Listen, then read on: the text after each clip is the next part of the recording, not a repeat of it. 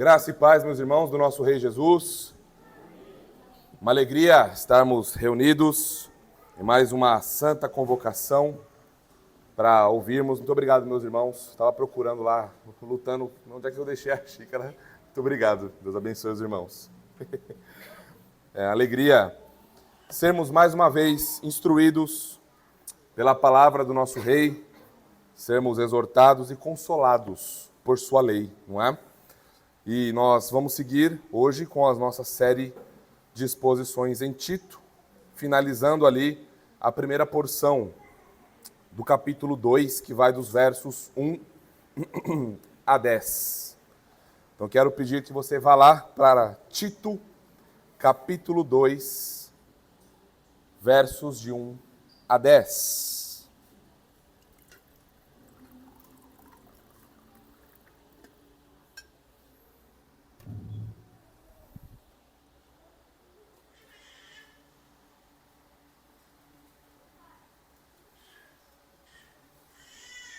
Tito, capítulo 2, versos de 1 a 10.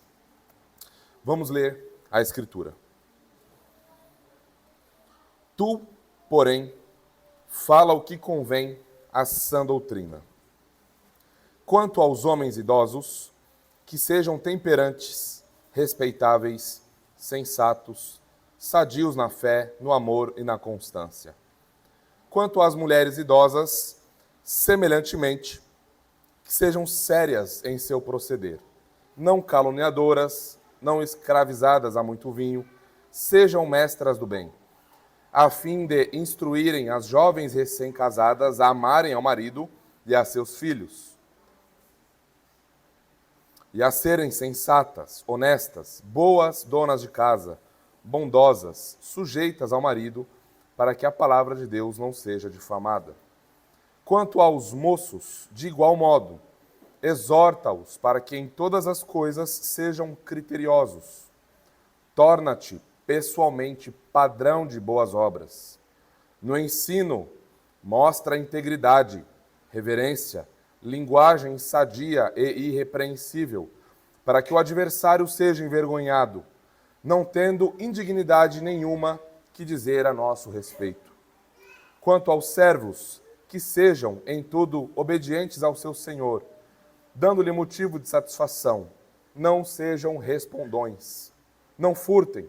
Pelo contrário, deem prova de toda a fidelidade, a fim de ornarem em todas as coisas a doutrina de Deus, nosso Salvador. Louvado seja o nosso Deus pela leitura de sua palavra.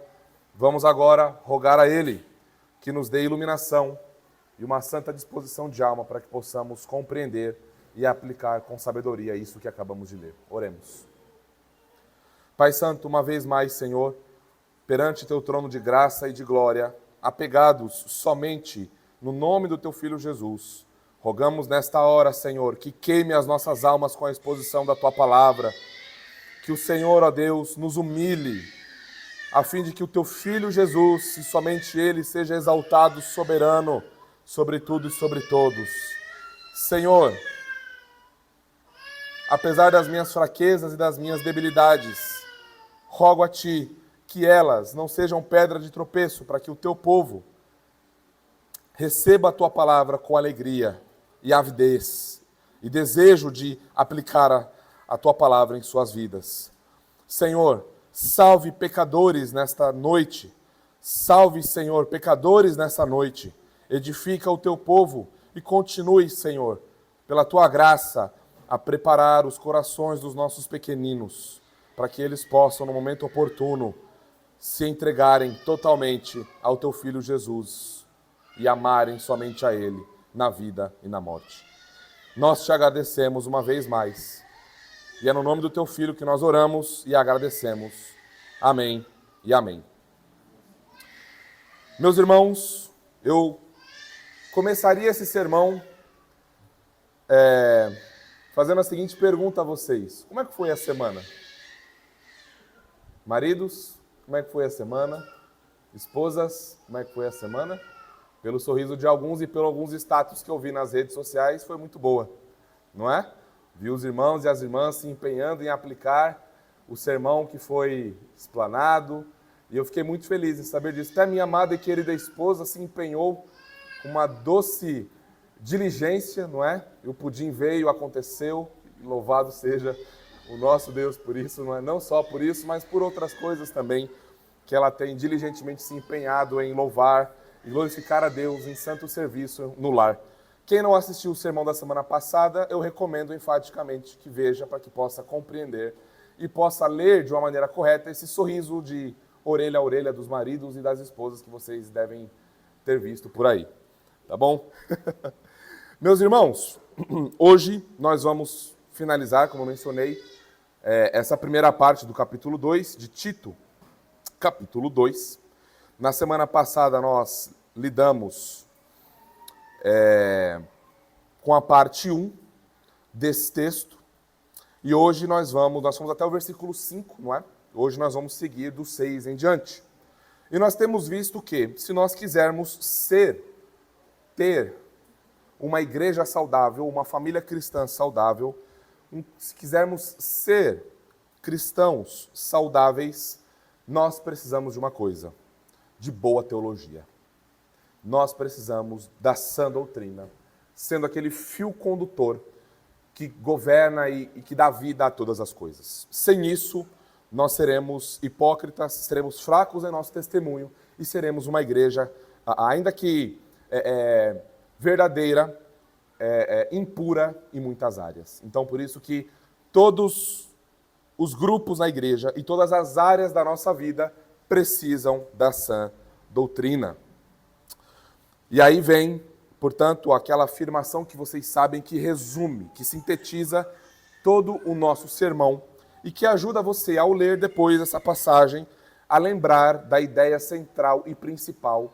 E aí você vê a didática da organização do sermão, e isso ajuda você, até mesmo na sua leitura devocional e até mesmo em explicar essa passagem a alguém. E a afirmação teológica é: para que tenhamos uma igreja local saudável, a sã doutrina deve ser aplicada a todas as pessoas e grupos da igreja. E nesse texto que lemos, nós estamos considerando 3 grupos que devem aplicar a sã doutrina em suas vidas. E nós vimos que o primeiro grupo são os mais velhos, versos de 1 a 3. Vimos que esse grupo se divide em 2 grupos. Os homens, o pessoal não gostou muito da palavra idoso, né, Jaque e Joyce? Não gostou muito, né? Então vou usar mais velho, tá bom? Nós vimos homens mais velhos também, ou mais experientes, né? Versículo 2. Nós vimos que também as mulheres mais velhas, versículo 3. Depois o ponto 2 do nosso sermão, aos mais jovens, versos de 4 a 8. E nós vimos que aqui também nós temos 2 grupos. Nós temos as jovens recém-casadas, versos 4 a 5. Nós temos os moços, versos 6 a 8. E nós temos finalmente os servos, versos de 9 a 10. Tá bom? Então nós vamos seguir com a nossa exposição aqui a partir do versículo 6. Vamos lidar com os moços aqui, com os jovens. Lembrando o título da nossa mensagem, Aplicando a Sã Doutrina na Igreja Local, parte 2. Importante sempre lembrarmos do contexto aqui, porque que Paulo coloca bem aqui, nesse momento de sua carta, depois de alertar sobre qual deve ser o perfil dos presbíteros fiéis em uma igreja local, porque é que ele agora começa a olhar para os grupos da igreja, porque a igreja é formada por pessoas, por famílias. E essas pessoas estavam errando e falhando e pecando e desonrando a Deus por conta dos falsos mestres que haviam influenciado suas vidas e seus corações, não é? Então essas exortações, elas vêm para chamar essas pessoas à consciência, para que elas possam, à luz da Escritura, ser convencidas de seus pecados e então voltarem à sobriedade, pois elas estavam cegas, com o coração, com a mente cauterizada por conta dos seus pecados. E lembrem que nós precisamos da sã doutrina. Sã doutrina, os irmãos, com certeza, depois dessa série em Tito, vão memorizar. É aquela doutrina que traz vida, doutrina saudável, doutrina que promove saúde espiritual. Em oposição àquilo que Paulo chama em 1 Timóteo de câncer, que é a heresia, o desvio dos falsos mestres, que por onde passa, em vez de promover saúde, edificação, crescimento, alegria no Senhor, alegria na salvação, promove, por outro lado, destruição, morte e conduz as pessoas cada vez mais a abismos de trevas mais profundos. Então esse é o grande contraste entre a sã doutrina e a péssima doutrina, a doutrina que promove morte. Então vamos lá para o segundo ponto do nosso sermão, subponto 2. Não é? Vamos lá. Aplicando a sã doutrina na igreja local. Olhemos agora os versos de 6 em diante. Aos moços, né? Nós lemos assim, versículo 6. Quanto aos moços, os mancebos, de igual modo, exorta-os para que em todas as coisas sejam criteriosos. Agora, a espada do Espírito aponta para você que tem entre 15 a 40 anos. Pois nós vimos na semana passada que um jovem, Timóteo é jovem, Tito é jovem, são jovens pastores. E eles devem ter, com certeza, eles não estão aqui na faixa de 15 a 20 anos, pois eles seriam considerados de alguma forma muito jovens para tamanha responsabilidade no presbitério de uma igreja, do pastorado de uma igreja. Eles transitam aproximadamente entre 35 a 40 anos. É a idade aproximada que Timóteo e Tito têm aqui. Então, os moços aqui, os jovens, são considerados pessoas de 15 a 40 anos. Olha que maravilha, hein? Você que está aí na casa dos 39, 38, que já se acha assim, né? Muito experiente, você é considerado jovem, viu, Jaconelli? Até 40 anos é jovem, segundo a Escritura. Eu estou brincando com o Jaconelli porque ele está olhando bem fixo, assim, né? Para mim, não porque ele seja velho, né? Então, irmãos, notem um verbo que aparece aqui que até então não tinha aparecido no texto. Esse verbo que aparece aqui, ele é importante, ele não tinha aparecido ainda. Apesar de ele estar implícito, pressuposto. Né? Nós temos aqui, de igual modo, exorta-os. Nós temos essa palavrinha, exortar, que nada mais é do que confrontar, consolar, no sentido mais amplo, instruir. E é o que Paulo vem fazendo aqui, instruindo a Tito, exortando a Tito, confrontando Tito, para que ele não tivesse medo de ir aos mais velhos, não é? Ir aos mais experientes com a Escritura. E olha, meus irmãos, não é assim que se vive como crente. O nosso apóstolo Paulo, que vocês conhecem, nos escreveu. E veja, eu devo ensinar vocês dessa maneira, porque essa é a palavra de Deus, é o que ela exige de vocês e de mim. E aí, então, agora, essa exortação, esse confronto, e até consolo, em algum sentido, vem aos mais jovens. Aqui podem ser jovens solteiros e jovens homens casados, tá? Nossa palavra vem para todos os jovens nesse contexto. E aqui, a exortação é um tanto quanto simples. Nós sabemos que o que vimos até agora, a temperança, não ser caluniador e etc., a ser moderado, equilibrado, ponderado, piedoso, isso se aplica a todos os crentes. Mas aqui nós vemos que esses grupos, especificamente na idade em que eles estão, eles enfrentam tentações em áreas mais específicas do que outros, não é? Não à toa esse grupo está bem assim organizado e essas exortações de piedade vêm não à toa.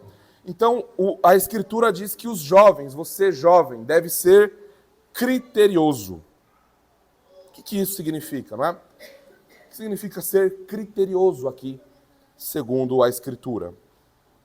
Significa o seguinte: viver de maneira sábia, ter autocontrole sobre suas paixões, sobre seus desejos, sobre as tentações. Significa que você, jovem, deve ser alguém disciplinado. Eu sei que nós vivemos em uma cultura, nós estamos vendo que, pelo menos até aqui, não é? O Senhor, o Espírito, tem mostrado como o Evangelho é contracultural. Como o Evangelho escancara, como muitas vezes nós estamos recebendo influência mundana, influência secular. E às vezes a gente se orgulha de estar em uma igreja reformada, mas quando a gente vai para a Escritura e leva a luz do Evangelho, como nós cantamos, né? Lâmpada para os meus pés e luz para o meu caminho é a tua palavra, né, Mara? Como nós estávamos conversando hoje à tarde. Quando nós levamos a luz do Evangelho para algumas áreas da nossa vida, nós vemos o quanto nós precisamos de reforma. E nós vimos algo que tem infestado as famílias cristãs no sermão da semana passada, como, por exemplo, que mulheres jovens recém-casadas pensam sobre lar, profissão, família e filhos. E nós vemos como muitos dos nossos pensamentos e decisões estão pautados em coisas que não são guiadas pela Escritura. E o Senhor nos exortou na semana passada assim, não foi? E nós vivemos em uma cultura em que os jovens, eles não são educados a terem responsabilidade. Eles não são orientados desde cedo pelos pais, principalmente pela escola por onde eles passam, a serem responsáveis. E lembrem, homens, jovens, é com vocês a coisa. A parada é com vocês agora, como a gente fala, né? A espada do Espírito mira em vocês, nessa hora, e exorta vocês. Vocês, com certeza, estão imersos em uma cultura familiar, em uma cultura pop, em uma cultura de séries, em uma cultura de filmes, de músicas, de revistas e etc., que vão promover em você um senso de infantilidade.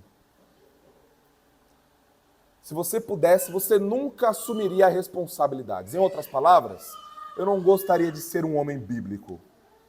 Se eu pudesse ser para sempre um eterno adolescente, eu gostaria de ser. Porque eu fui educado assim. Não é à toa, vejam, certa vez eu li uma pesquisa, não lembro a razão disso, estava mexendo alguma coisa com isso, em que o pesquisador, ele foi entrevistar homens que haviam assassinado suas esposas.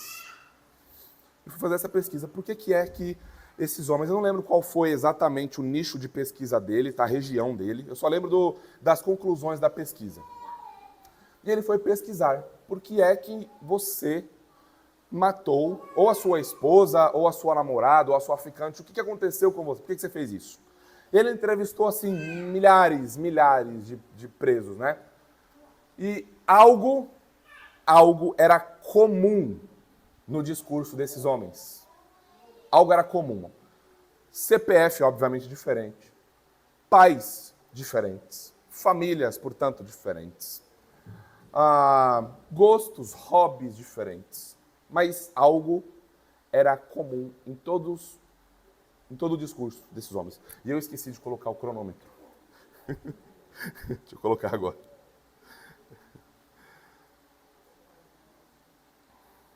E o que era comum no discurso desses homens? Eles tinham dificuldade em ouvir a palavra, uma palavrinha só. Desde sua tenra infância, eles tinham dificuldade com uma palavra. Quem chuta? Não. Exatamente. Eles tinham dificuldade com essa palavrinha. Não. Aí tá em alta, né, o videozinho daquela moça no avião, que pede para, olha, meu filho quer ir na janela, será que você pode ceder o seu lugar aí? E a outra moça, muito sábia, com fone de ouvido, nem deu atenção. Vocês viram aí, né? Quem não viu, depois veja aí, escândalo no avião. E a mulher faz um escândalo porque a outra mulher não deixou a sua filha, o seu filho, sentar na janela e etc. e tal. E um drama, e mimimi, etc. e tal. Então, um probleminha com a palavra não. E aí, então, esses homens maltratando muitas vezes essas mulheres, traindo essas mulheres, vira para eles, não quero mais isso para mim. Não quero mais. E vai embora. Aí esses homens, sabe o que eles fizeram? Ah, é? Ninguém diz não para mim. Voltou e matou. Percebem? Então, uma aplicação rápida para nós que somos pais. Nossos filhos precisam aprender a palavra não. Se eles não aprenderem conosco, eles vão aprender no mundo da pior maneira possível. Então nós precisamos ser firmes e falar, filho, não. Filha, não. Filho, o mundo não gira em torno de você. E se você, jovem mancebo, não foi bem instruído na sua infância, você tem muita dificuldade em ser contrariado. Você tem muita dificuldade em ouvir a palavrinha não. Não vai ser do seu jeito. Não vai ser como você quer. Não vai ser como você planejou. Não porque eu estou me opondo a você, porque a providência acabou com seus planos. E aí você se ira contra o próprio Deus. Como assim? Eu que estou planejando isso há tanto tempo. Eu que desejo isso há tanto tempo. Como assim não vai ser do meu jeito? Pois é, não vai ser do seu jeito. Não é? E isso vale para as mulheres, tá? Para todos nós, né? Eu sei que são os jovens que estão na mira aqui recebendo, não é? Um pouquinho de porrada, mas isso vale para todos nós, não é? Esses homens cresceram mimados. Esses homens cresceram infantilizados. Não sabem lidar com o não. E aí vão lá e fazem as coisas da pior maneira possível. Então, jovens, vocês precisam ser disciplinados. Não dá para vocês viverem para sempre no PS5. É PS5 o último PlayStation? Acho que é, né? Eu parei no 2, então faz muito tempo. Jovens, não dá para vocês morrerem no smartphone o dia todo, não. Não dá. Vocês precisam aprender responsabilidade. Vocês precisam ajudar as mães de vocês nas tarefas básicas de casa. Porque se vocês casarem, vocês vão destruir a vida da jovem que casar com vocês. Não dá. Vocês precisam ser criteriosos. Vocês precisam fugir da estatística. Fizeram uma pesquisa, tantos jovens cristãos são assim, assim, assado. Agem assim, assim, assado. Tantos jovens são viciados em Instagram, em videogame. Tantos jovens, quando casam, não querem filhos, não querem isso, não querem aquilo, porque são eternas crianças. Então, irmãos, não compete a crentes que professam o santo nome de Cristo Jesus, que professam ter recebido vida celestial, vida do Espírito, vida de Deus, viverem assim, sem controle, sem disciplina. Não é possível vocês viverem assim. E aqui nós temos dois desdobramentos disso. Nós estamos partindo do pressuposto da graça de Deus, ok? Você não consegue sozinho, você não consegue por si mesmo. E aqui nós estamos lidando com o pecado. Alguém indisciplinado, alguém não criterioso, alguém não sábio, é alguém que desonra a Deus. É alguém que geralmente é soberbo em si mesmo, como nós estamos vendo aqui, despreza o conselho dos pais. Nós já vimos tudo isso, só lembrando, tá? São coisas que estão aqui, acompanhadas. São aqueles amigos que quando você abre a porta achando que ele está sozinho, ele trouxe uma carreata junto com ele. Ele trouxe muita gente com ele. Então é assim, tá? Os pecados, eles nunca estão sozinhos. Mas aqui nós estamos olhando especificamente o que acompanha a não ser criterioso. Então, não cabe a você permitir que uma coisa desse tamanho domine você. Não cabe. É bom, é uma bênção, ferramentas de trabalho e etc. Não é do demônio isso aqui, tá? Mas nós fazemos muito mau uso das coisas. Então, assim, meus irmãos, se vocês nunca ouviram isso, e eu sei que vocês certamente já ouviram isso dos seus pais, vocês precisam ter autocontrole. Vocês precisam dominar as suas paixões, as suas vontades. E aqui está um homem virtuoso. O homem virtuoso que ama a Deus sobre todas as coisas é alguém que tem domínio próprio sobre as suas vontades, desejos e paixões. É alguém que, imperfeito, fraco, vai escorregar muitas vezes, mas está dependendo da graça de Deus para tudo. Esse é um jovem sábio. É desses jovens que nós precisamos na igreja. Esses aqui que entendem que eles, jovens, vocês, são a próxima geração. Vocês são responsáveis por levar o evangelho amanhã, quando nós não estivermos mais aqui. Quando os membros fundadores, os primeiros membros, aquela primeira membresia, 30, 40, 50 anos, uma geração passar, jovens, são vocês que o Senhor está chamando, que o Senhor plantou aqui, para que vocês virem o mundo de ponta cabeça com o evangelho da graça de Deus. Mas não vai rolar se você não for criterioso. Se você não entender que, apesar de você ser bem jovenzinho, Deus chamou você para ser homem, Abner. Para depender da graça de Deus. E servi-lo e se entregar ao Senhor e viver para a sua glória. Nós temos, jovens, um alerta a vocês que querem casar. Nós temos irmãs solteiras em nossa igreja. Mas se você não for criterioso, eu duvido que você sequer conseguirá dar um passo em direção a ela em oração.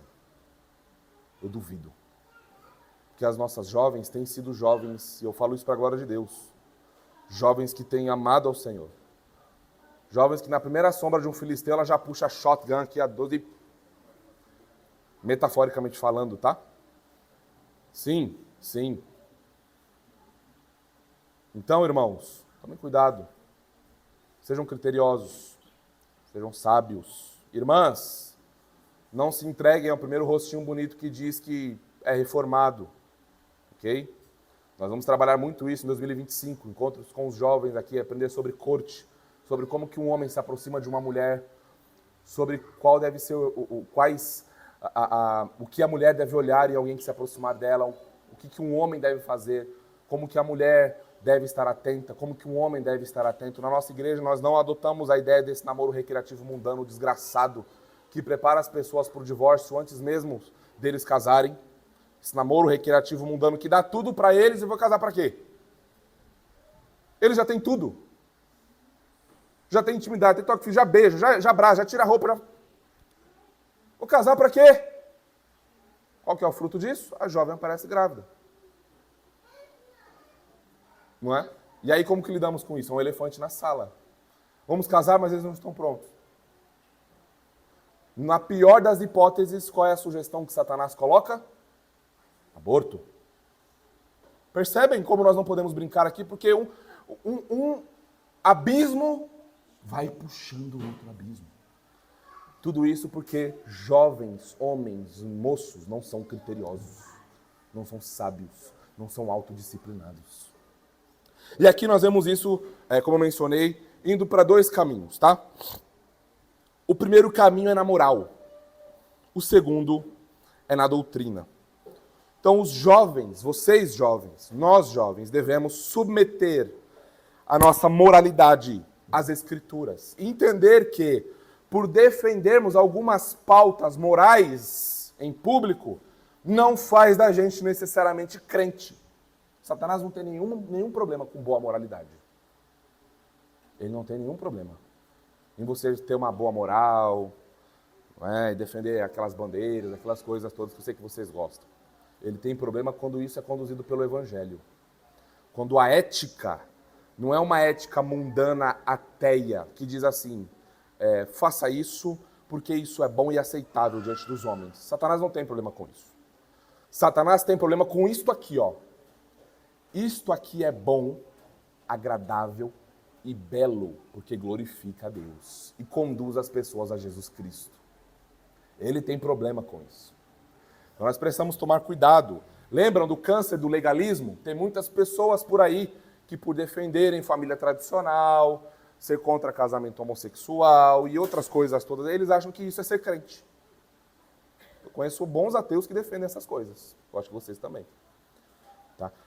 O Evangelho rasga as nossas almas, o Evangelho rasga os nossos corações. O Evangelho diz, nós não somos bons o suficiente. Não há graça suficiente em nós.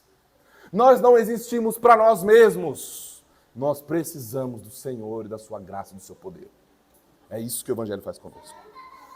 E notem, jovens, é ser criteriosos em algumas coisas. Voltem ali para o texto comigo. Exorta-os para que, continuem lendo. O que diz depois do quê? Em todas as coisas, sejam criteriosos. É em todas as coisas.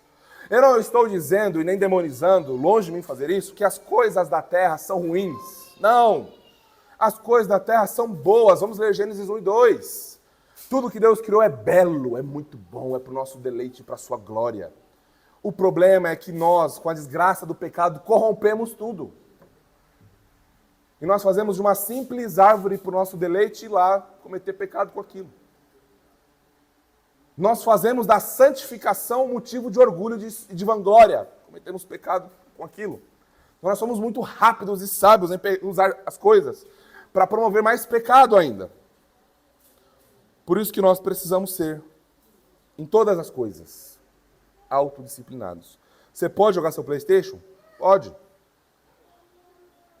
Tem um limite. Tem um tempo. Você pode mexer na sua rede social? Pode. Tem um limite. Tem um tempo.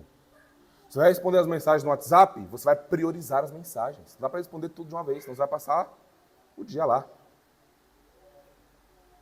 Você precisa ser disciplinado, organizado, criterioso em tudo. Na maneira como vive, na sua moralidade e, sobretudo, na sua doutrina. Você deve evitar desvios doutrinários, criteriosos. O que você anda lendo? O que você anda ouvindo? Quais são as músicas que você está ouvindo aí? O que você anda vendo em rede social? O que aparece se eu pegar o teu celular agora e ir lá no feed? O que vai aparecer? O que você anda vendo? O que o algoritmo entendeu que você gosta e está sugerindo para você lá? O que é? Seja criterioso. Evita os falatórios que não edificam em nada. Não é como as mulheres mais velhas e as recém-casadas estavam tendo dificuldade aqui, indo de casa em casa, lá ficar fofocando e negligenciando a casa, negligenciando o marido, negligenciando tudo. Não é? Então, cuidado com os desvios doutrinários.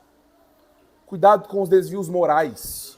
Cuidado com as suas amizades. Quem que você ouve? Quem que você busca para ouvir conselho? O que essas vozes têm dito ao seu coração? Cuidado com os seus corações. Cuidado com a luxúria. Cuidado com a pornografia. Cuidado com a ambição. Cuidado com a impaciência. Cuidado com a ansiedade. Não se apegue a diagnósticos psicológicos que você recebeu e agora você diz assim, eu não nasci assim, mas eu me desenvolvi assim, é aquela síndrome de Gabriela, eu sou assim porque eu sou assim, eu faço assim, vou morrer assim, pro inferno com isso! Acorda! Seja responsável! Ou a graça de Deus não é poderosa para transformar a sua alma? Arrependa-se de você se apegar a esses penduricalhos, a essas bengalas psicológicas, morais, espirituais, eu não consigo, eu sou fraco. É mesmo, mas olha como você é soberbo, porque a sua fraqueza, o seu reconhecimento de fraqueza, não conduz você à graça, não conduz você ao Monte Sião, não conduz você ao trono da graça. Será que você é tão fraco assim como você diz que é? Percebem, meus irmãos? Jovens, critério, sabedoria, disciplina. Não brinquem com o pecado. Não brinquem com isso. Sejam exemplos, modelos. Na escola, que as pessoas olhem para você e vejam, rapaz, por que você é diferente? Por que você não está no meio dos meninos, zoando com as meninas? Está lá jogando garrafa na cabeça delas e tal, que não é querendo... Jovem é assim, né? Quer chamar a atenção da menina, como ele não é homem o suficiente para, primeiro, orar por ela, achar o coração dela em Deus, em piedade, ele quer ficar, né? Olha, eu tô aqui. É assim que eles fazem. Talvez você tenha rido disso, mas é exatamente assim que você vive se você não é alguém criterioso. Você está jogando garrafinha, você está brincando, você está agindo como uma criança, como o meu filho de 2 anos, por exemplo. Quando você já tem responsabilidades a cumprir, quando você já está sendo chamado pelo Senhor para começar a pelejar pela tua família em oração, e você está dormindo o sono do PlayStation, do Instagram, da rede social, do smartphone. Ei! Como é que nós vamos virar esse mundo de ponta cabeça? Como é que Deus vai nos abençoar para que nós possamos enviar missionários pelo mundo? Como é que nós vamos preparar você com essa preguiça toda para ser enviado para morrer pelo Evangelho? Aliás, é até estranho falar isso, né? Eu Morrer pelo evangelho? Não. Eu não. Estou aqui no Brasil, tranquilão. Não, vou perder minha liberdade. De jeito nenhum. Manda outro, Senhor, eu não. Percebem? Nós devemos ter filhos, sim, visando o reino de Deus. Que Deus nos faça missionários. Deus nos faça guerreiros de Cristo. Deus nos dê uma santa disposição na nossa igreja local em sermos afiados como ferro, como pais, como mães, para colocar esses meninos para amarem ao Senhor e crescerem amando e desejando morrer pelo evangelho. Nós não ouvimos mais isso. Eu, pelo menos, não ouço mais isso. Se você ouve isso por aí, você me fale depois. Crentes na igreja que eu quero que meu filho seja enviado lá para a Indonésia, lá para a Eritreia. Queria que meu filho fosse lá para a Coreia do Norte. Claro, vai doer meu coração se ele morrer pelo evangelho, mas eu vou me sentir mais satisfeito do que ele se formar em PhD lá em Harvard. É isso, irmãos. É isso. Às vezes, você é um jovem que ouve esse sermão aqui na nossa igreja local, que nos acompanha pela internet, que a sua família não teve estrutura para educar você, para discipular você. E aí é onde entra o papel, meus irmãos, da igreja local. Por isso que, vejam, não é à toa, nós já passamos pelos mais velhos, os homens e as mulheres, na igreja local. Já vimos que os mais velhos devem ser modelo para os mais novos. As mulheres mais velhas, modelo para as mais jovens.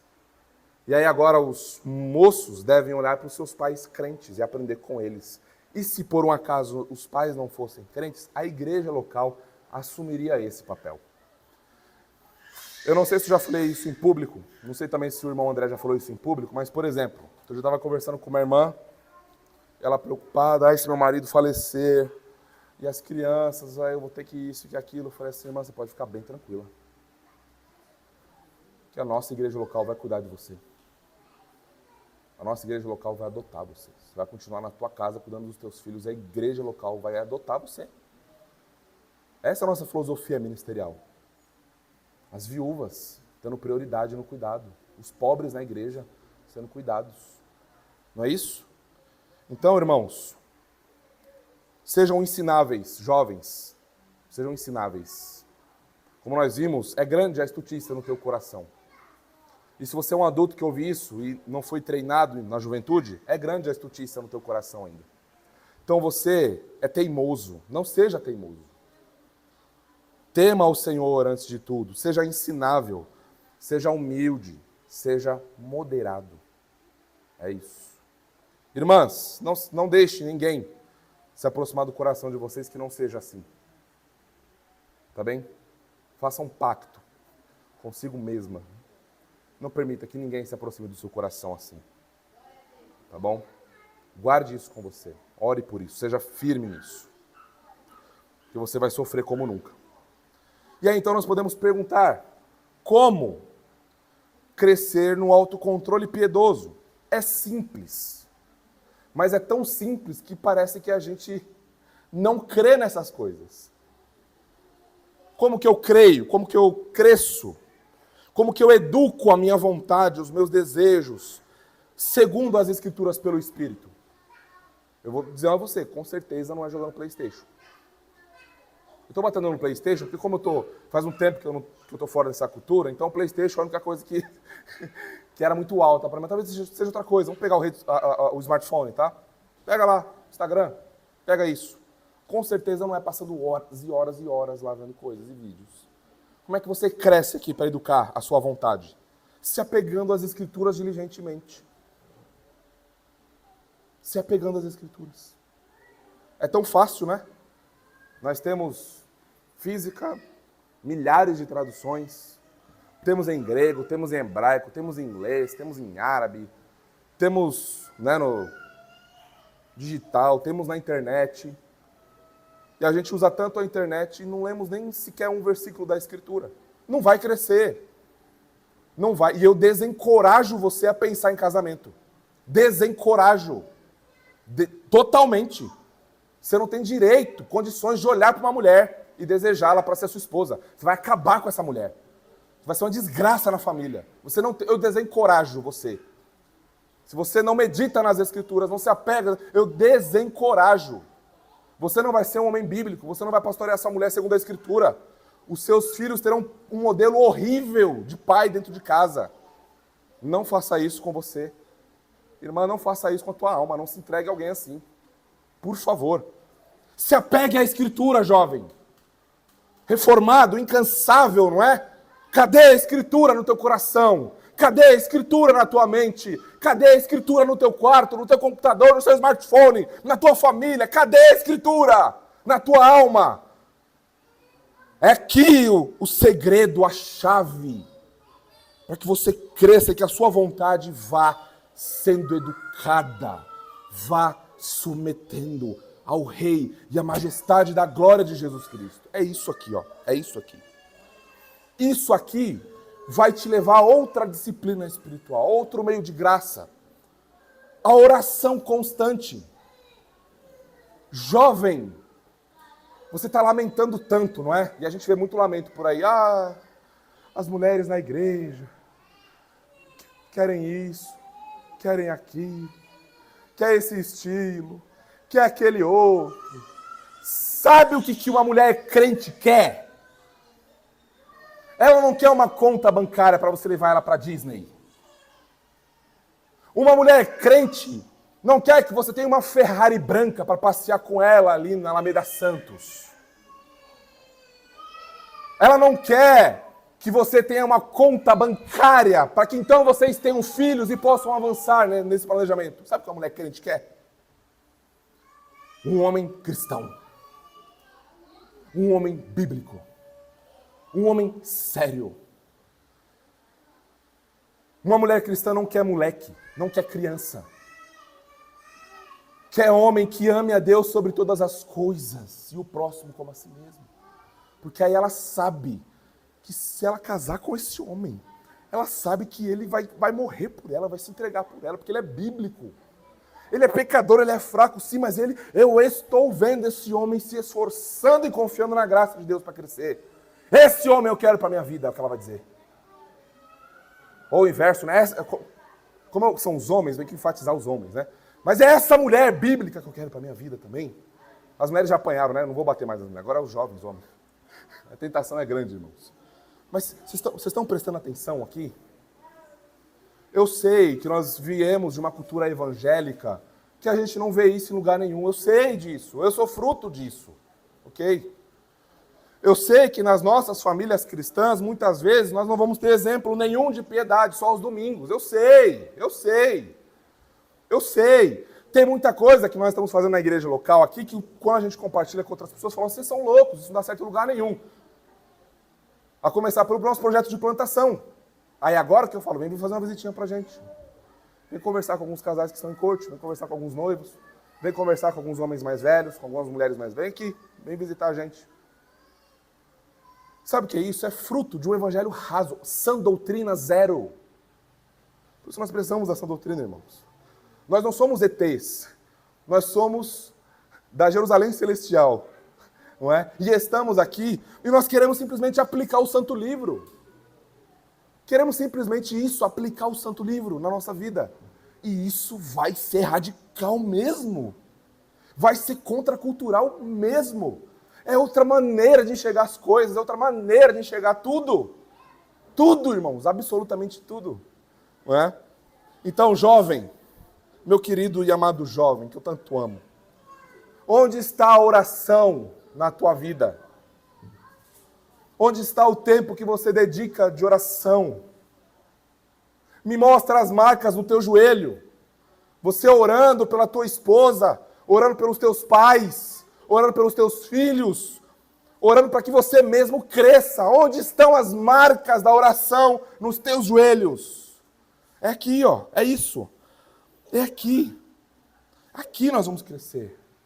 Aqui todas essas realidades da soberania de Deus, de perdão de pecados, de justificação pela graça, os 5 pontos, Jesus Cristo, o Espírito, a glória da igreja. É na oração que essas coisas rasgam a nossa alma e descem para o coração. Nós precisamos ter um coração que ame ao Senhor, inflamado de amor pelo Senhor. Não só um cérebro teológico que quer vencer debates. É fácil fazer isso. Só você ler uns 2, 3, 4, 5 livros ali, reter informação, você vence qualquer um por aí. Mas amar ao Senhor, se entregar a Ele, ter autocontrole, é só alguém que está em constante comunhão com Ele. Está sendo calejado espiritualmente, não é? E aí nós temos outra disciplina, se entregando à comunhão na igreja. Outro meio de graça. Irmão, eu estou fraco nessa área. E aí o outro irmão que passou por isso vai lá, vai te ajudar. Rasgar o coração na igreja local, procurar um irmão, não é? Como nós vimos aqui, os mais velhos, os mais experientes. Irmão, é isso. Vai ter confraternização, eu estou lá. Ainda que eu não participe do amigo secreto, mas eu estou lá. Eu quero estar com... Isso faz tão bem para a nossa alma, irmãos. A comunhão dos santos, esse ajuntamento sobretudo. Por que nós enfatizamos tanto a presença dos irmãos nos dois cultos?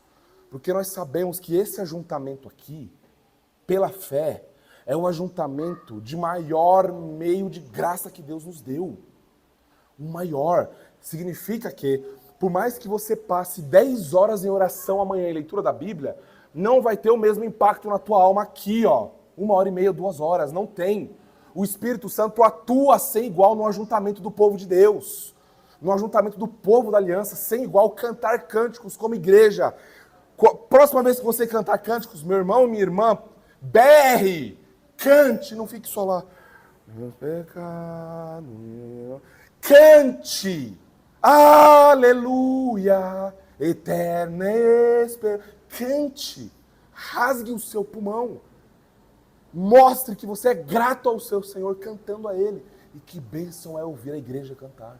Eu não sei se você já teve essa experiência.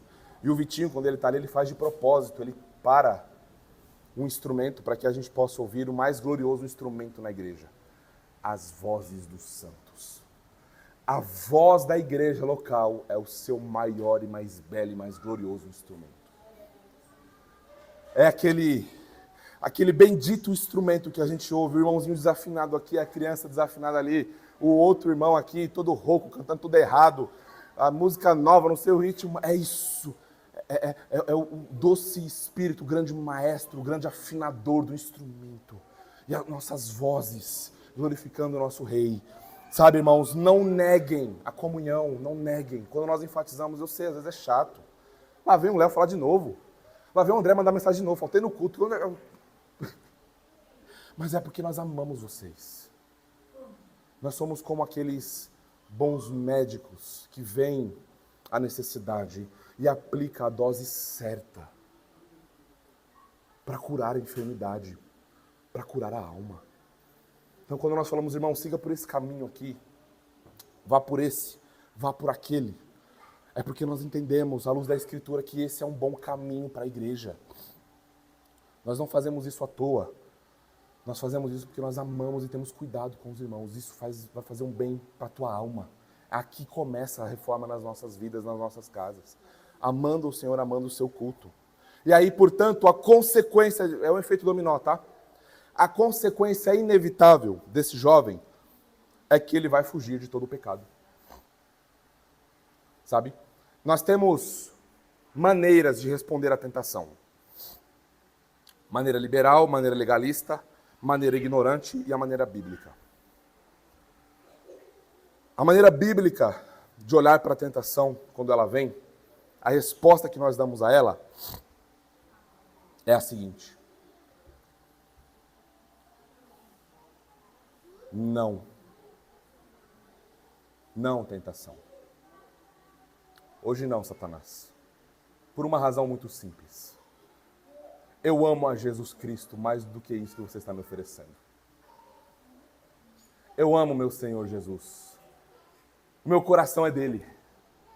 Minha alma é dele. Os meus olhos são dele. Os meus ouvidos são dele. A minha mente é dele. O meu corpo é dele. O meu dinheiro é dele. O meu trabalho é dele. A minha família é dele. A minha esposa é dele. O meu filho é dele. O meu trabalho, tudo. Então, hoje não, Satanás. Hoje não. E nunca mais. Essa é a resposta adequada e bíblica. Hoje não, nem amanhã e nem depois. Então é inevitável, jovens, nós seguirmos por esse caminho e no final disso a gente abrir a porta para a tentação e deixar o pecado entrar. É impossível.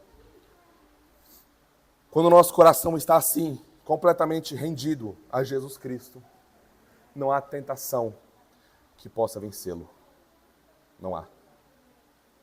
Mas notem, isso é uma disciplina.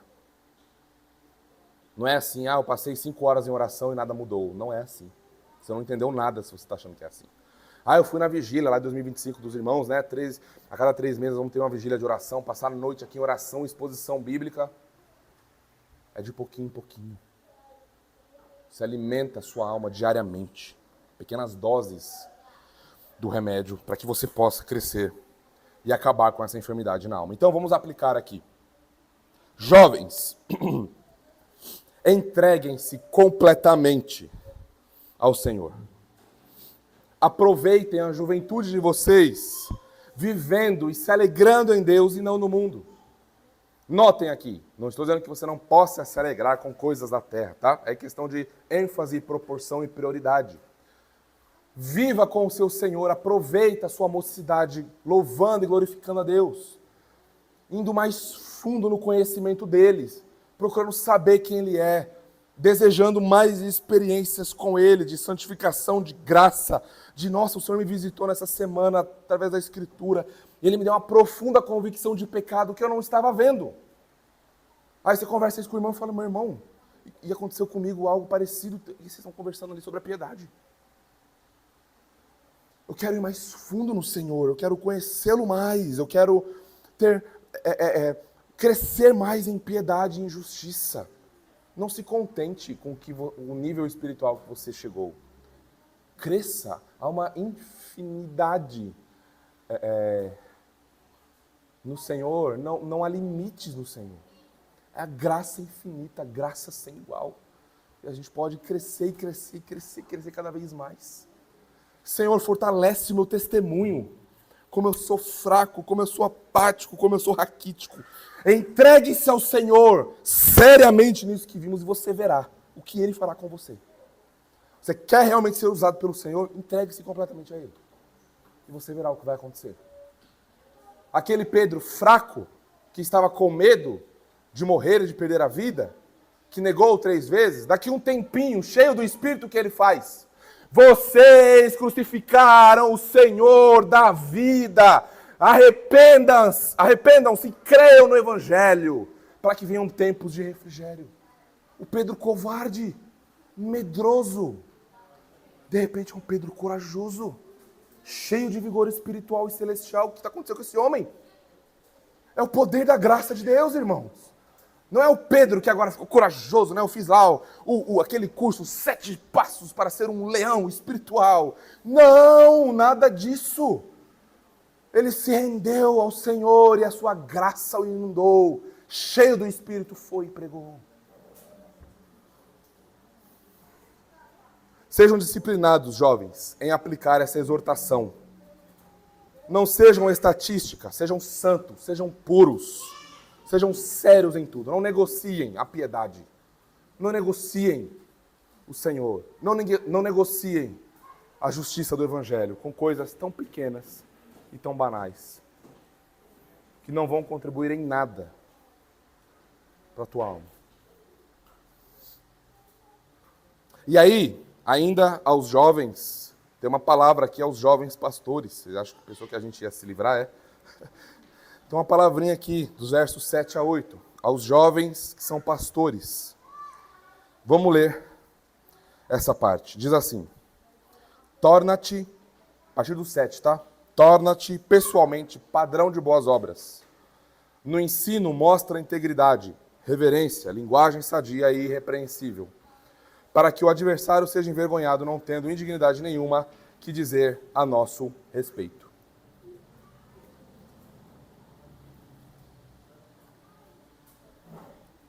Tudo isso que falamos, jovens, tudo isso que enfatizamos, deve haver homens na igreja local que vocês devem observar e ver essas coisas acontecendo. Ainda que você não tenha isso na família, em qualquer outro lugar, na igreja local, você tem um grupo em que essas coisas aqui devem estar nuas e patentes aos olhos de todos. E são os pastores.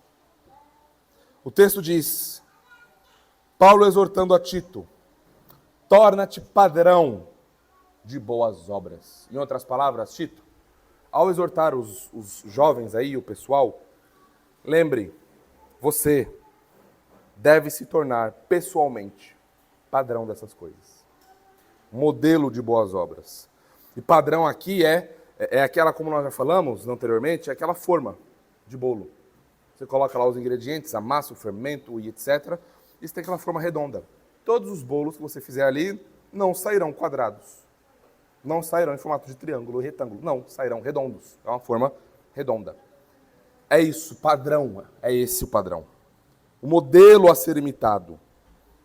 O modelo de aplicação dessas coisas. Um padrão na vida moral. Um padrão na vida espiritual. Então, jovens, vocês devem olhar para os seus pastores e encontrar isso neles. E exortá-los, se essas coisas não estiverem exalando em suas almas. Vocês têm toda a liberdade para isso. É bíblico fazer isso. É difícil, eu sei. Nossa, como é que eu vou falar com o meu pastor? Por isso que o padrão de um ministro do evangelho qual é? Humildade. Não apegado ao seu próprio nome. Porque se for alguém assim, é alguém que não é possível exortar. É alguém que não é ensinável. É alguém soberbo. E aí, meus irmãos, olha, a desgraça está feita na igreja local. É um padrão na vida espiritual. É aquele ministro que não cai no erro dos judeus em Romanos 2, 21 a 24, que diz assim, tu, pois, que ensinas a outrem, não ensina a ti mesmo? Tu que pregas que não se deve furtar, furtas? Dizes que não se deve cometer adultério e o cometes? Então, Tito, presbíteros, pastores, vocês, nós, somos chamados a sermos esse modelo para o rebanho. É um padrão, sim, elevadíssimo. Por isso que o mundo evangélico está como está. Porque temos a liderança que temos. E aí, então, como a membresia da igreja é uma expressão da liderança, nós temos os cristãos que temos por aí. Adúlteros, mentirosos, estelionatários. Tudo bem. Não é? Tudo bem. Não é perfeição, mas é perseguir o modelo de perfeição. É seguir esse caminho, essa estrada celestial e piedosa. Porque o evangelho é coisa séria. Professar o nome do Rei dos Reis é coisa séria. Não é possível brincar aqui. Então nós precisamos ser os melhores exemplos possíveis, pela graça de Deus, para o nosso povo. E os irmãos precisam lembrar de orar por nós, pelas nossas almas, para que nós não sejamos pedra de tropeço para ninguém. Para que nós sejamos esse exemplo piedoso, justo para a glória do nosso Deus. E é bem oportuno lembrar que se nós permitirmos isso, essa brecha na liderança, nós estamos comprometendo toda a nossa igreja local.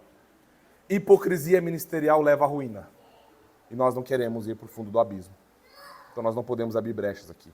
Os ministros precisam ser exemplo, padrão para os fiéis.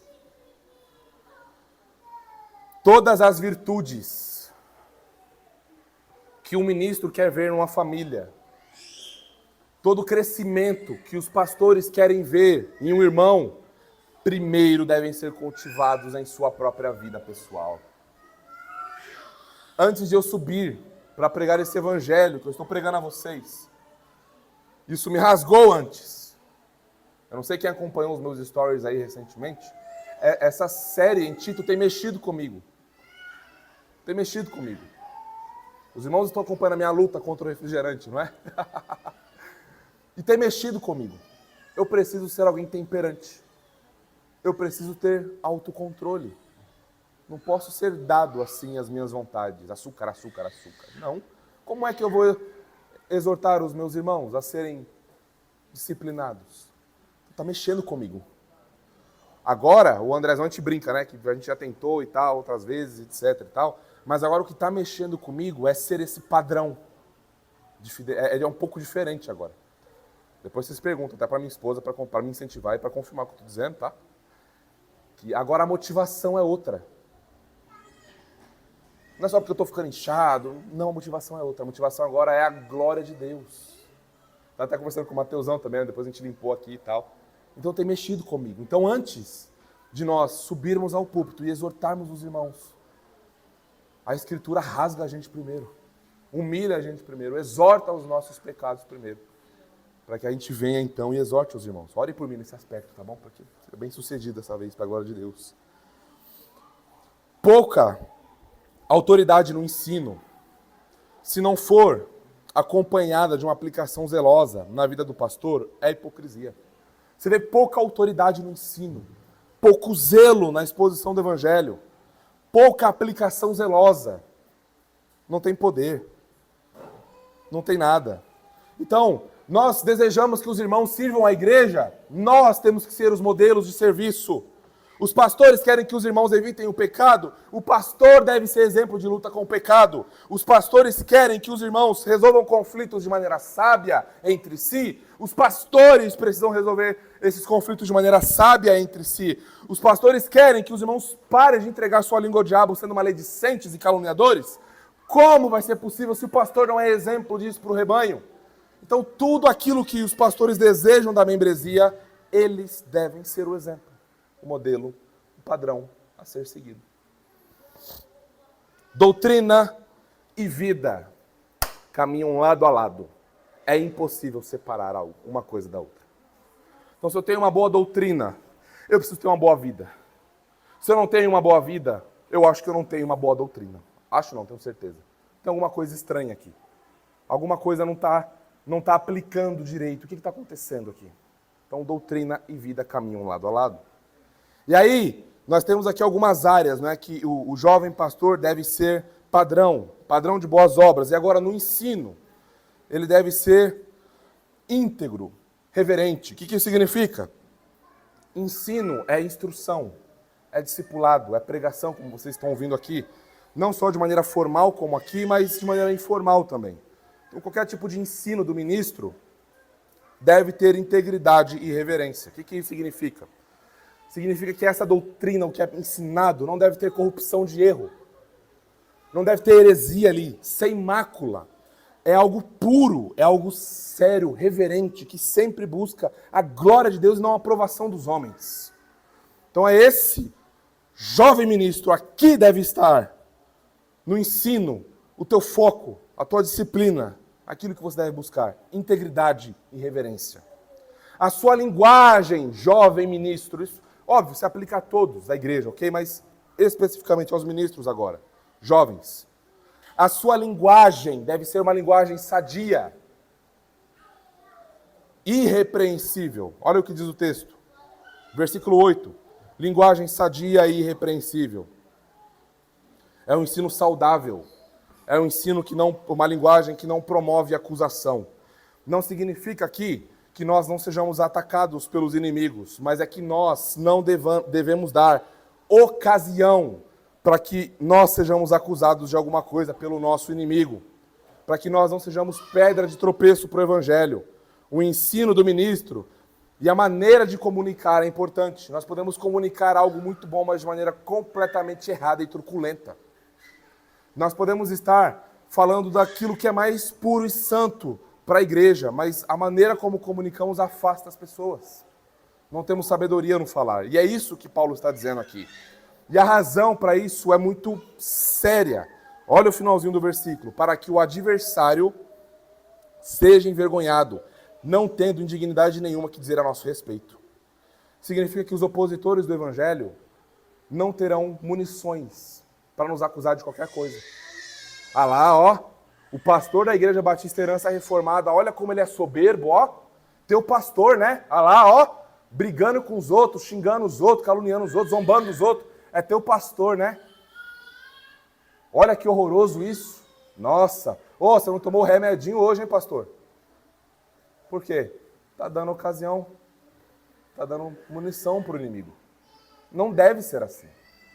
Isso causa vergonha ao evangelho. E pior, macula o nome de Deus entre os gentios, entre os ímpios. Olha lá, ó, Eles mesmos, nem os reformados se entendem. Olha só o nível dos reformados hoje em dia. Isso aí é ser reformado? Estou longe. Eu estou dando um caminhão de munição para o inimigo me fuzilar. E acabar com o nome da nossa igreja. Percebem como nós precisamos ser cuidadosos na linguagem? Uma linguagem sadia, que promove vida, promove edificação, livre de acusação, sem mácula. Não é assim, eu estou com a verdade, eu estou certo, eu vou fazer de qualquer jeito. Não é assim. Há um padrão a ser seguido, e se esse padrão não é seguido, arrependa-se, pastor. Pastor, arrependa-se. O senhor não deve falar assim. Você não deve agir assim. Pastor, vou falar com os diáconos, vou falar com outros irmãos. O senhor não está se arrependendo. É assim que se procede numa igreja bíblica. E aí, daqui a pouco estamos em uma assembleia exortando o pastor. Porque ele não está sendo piedoso. Vamos avançar aqui, irmãos. Vamos avançar, que eu pensei que ia ser rápido de novo e eu sempre me engano, né? Aplicando rapidinho aqui, ó. Temos que zelar pela nossa apologética. Aqui é apologética também, defesa da fé. Não é porque nós temos a verdade que nós vamos fazer de qualquer jeito. Saber falar é bom. Precisamos ter aquela palavra temperada com sal, para que as pessoas vejam algo diferente em nós. Nós temos vida celestial, irmãos. O Evangelho da Graça, por onde passamos, deixa o seu aroma.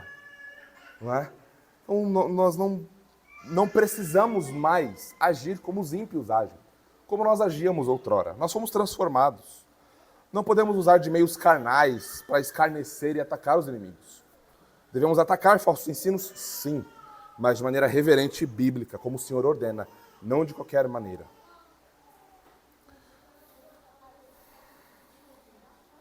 E a razão disso é para que os inimigos do Evangelho não encontrem em nós brechas, para que eles tenham razão.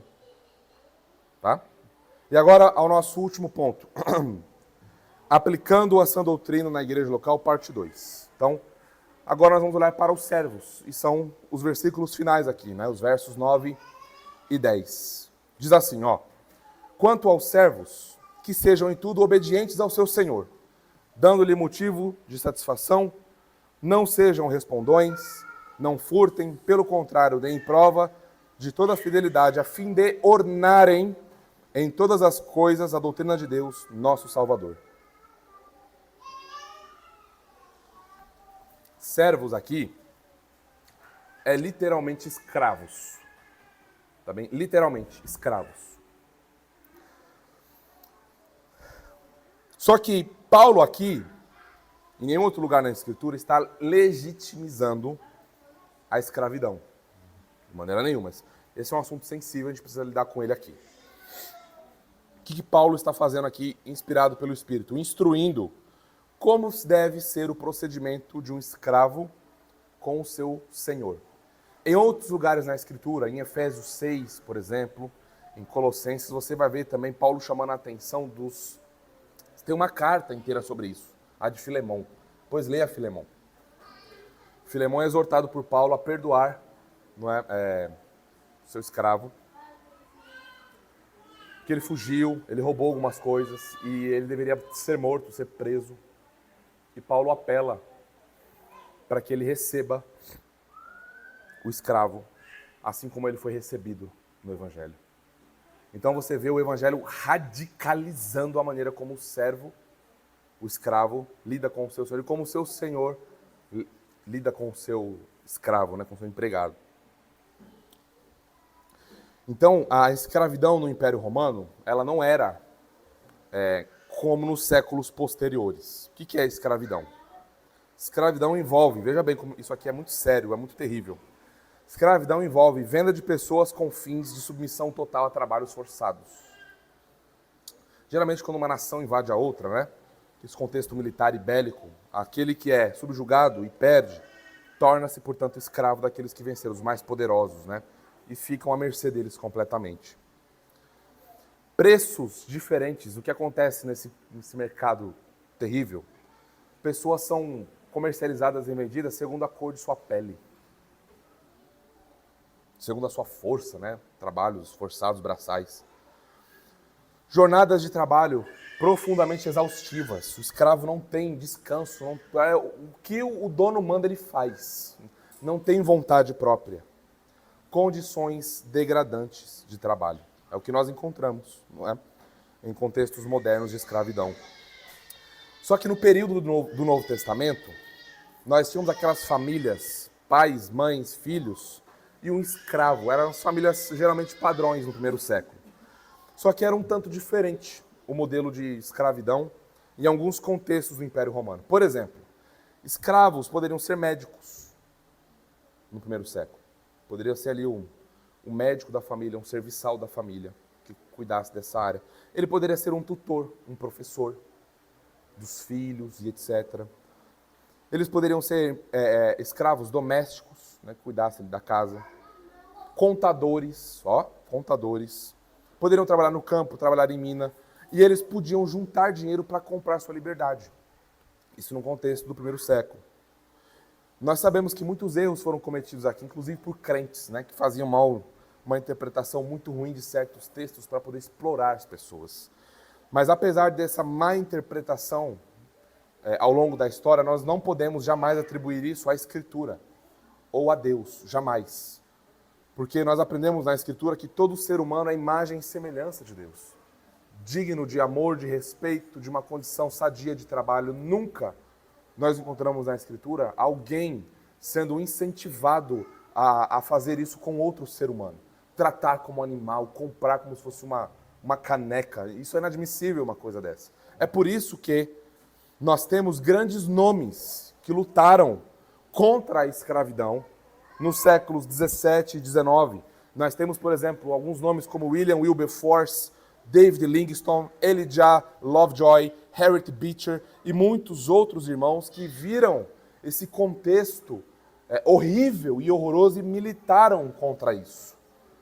Não é? E graças ao avanço do evangelho no mundo, hoje nós não deveríamos ter, em nenhum nível, em nenhum grau, escravidão no mundo. Não é? Então aqui nós vemos diversas recomendações aos servos, e eles precisam ser cuidadosos. Aqui especificamente apenas aos servos, aos escravos, mas nós temos outras recomendações também aos servos que não estão aqui, mas nós temos isso na Escritura. Então o Evangelho já aqui começou a revolucionar como o marido trata a esposa. Não é mais a esposa que não tem alma, que é indigna, que é inferior ao homem que deve morrer, não, é o homem que dá vida pela esposa, porque Jesus Cristo dá vida pela igreja. Não é assim que se trata um escravo, um servo. Não é assim, escravo, que você se relaciona com seu chefe e etc. Então, nós temos aqui 3 exortações a esses escravos. Uma em relação à sua conduta, sua disposição e sua confiabilidade.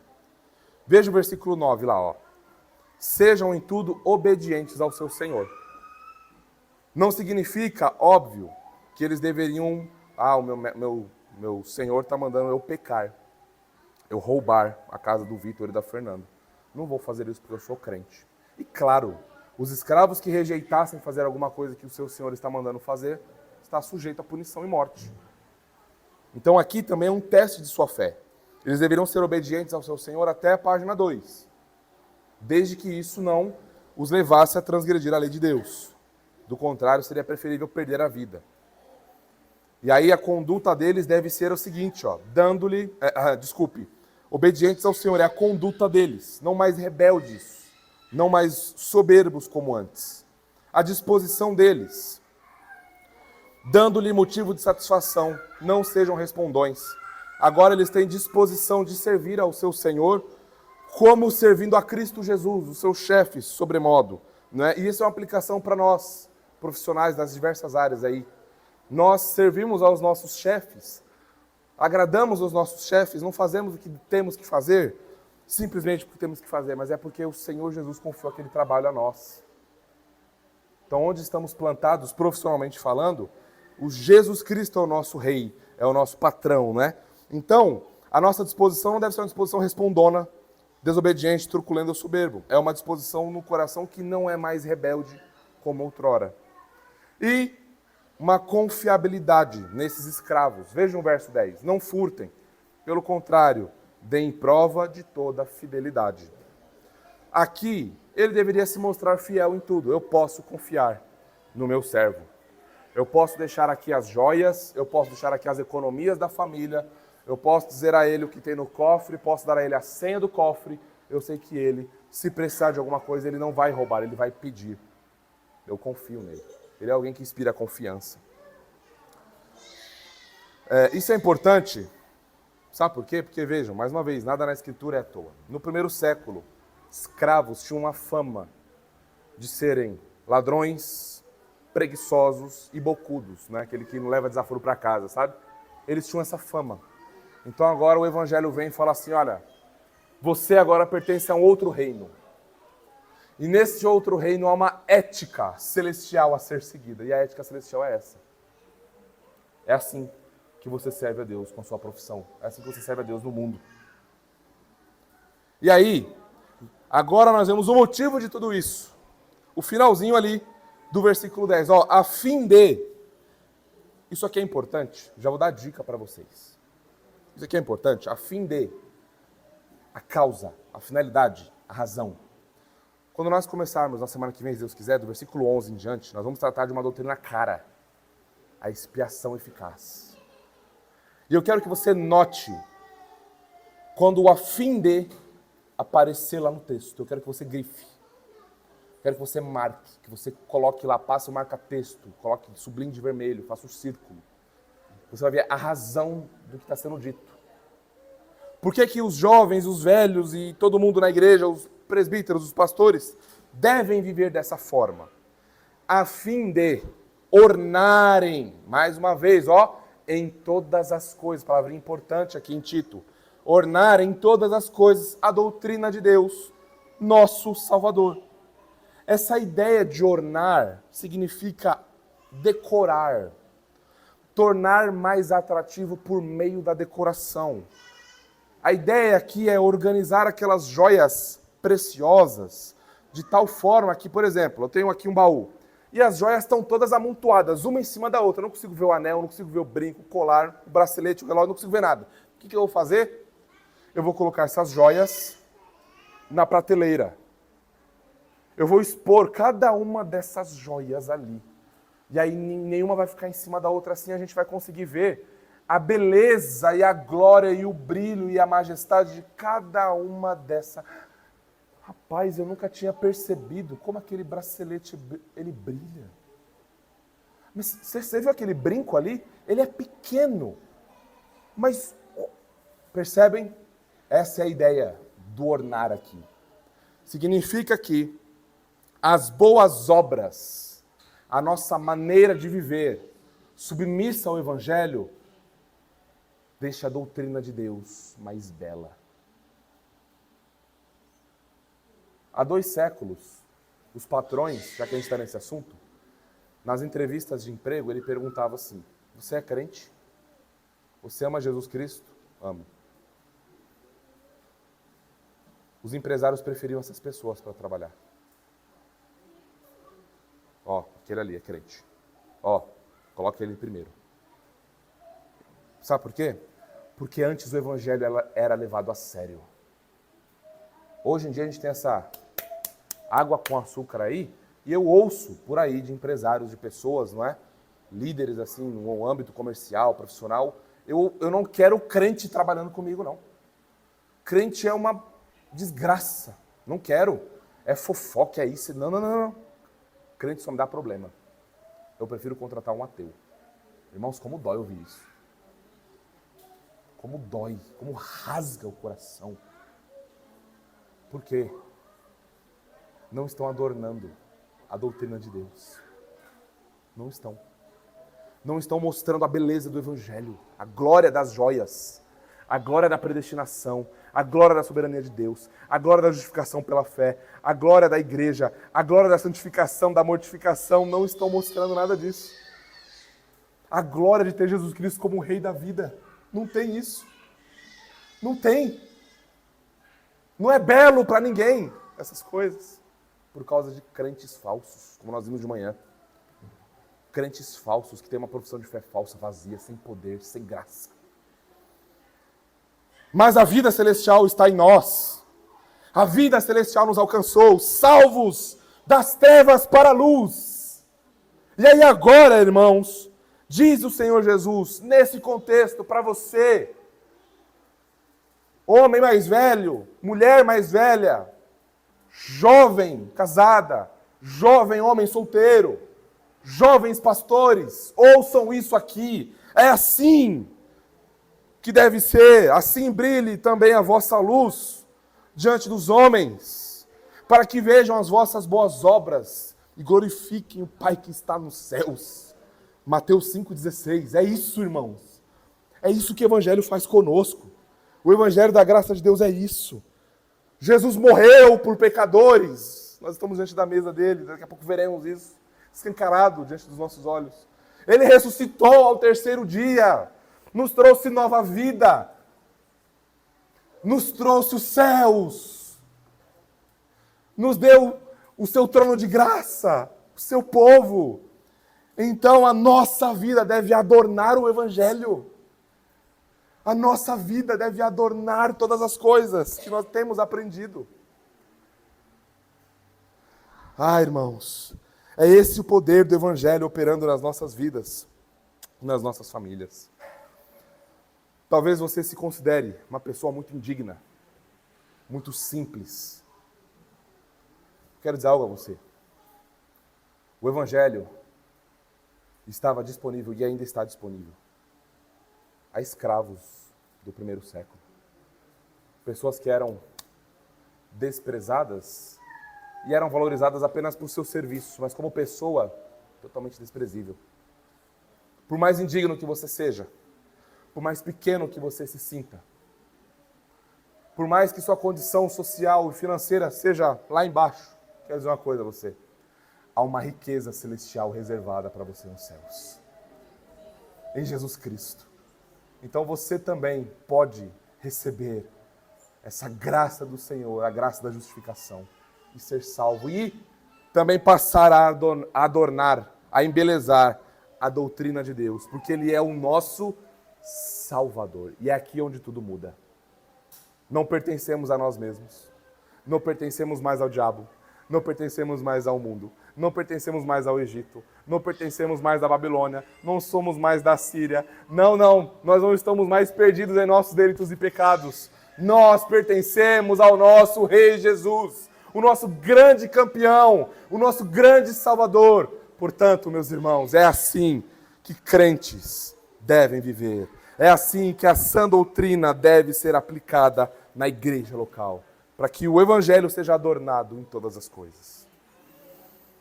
Então, considerações finais que vimos até aqui, que para que tenhamos uma igreja local saudável, a sã doutrina deve ser aplicada em todas as áreas da vida, em todos os grupos da igreja.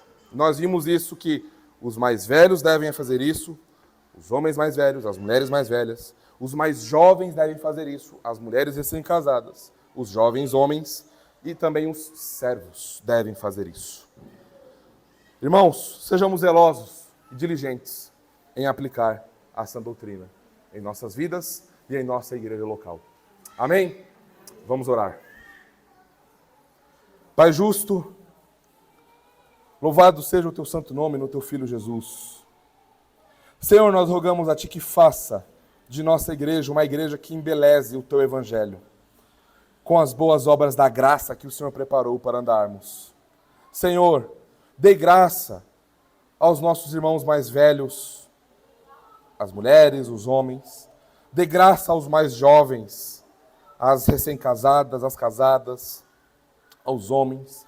Dê graça aos pastores jovens dessa igreja local, Senhor. Dê graça a todos os jovens dessa igreja, aos empregados, todos eles, para que possamos ter uma vida cheia de boas obras, para embelezar ainda mais o Teu Evangelho. Pois o Senhor é o nosso Salvador. E, portanto, rogamos, ajuda-nos, Senhor. E é no Teu Filho, ó Pai, que nós oramos e agradecemos. Amém e amém.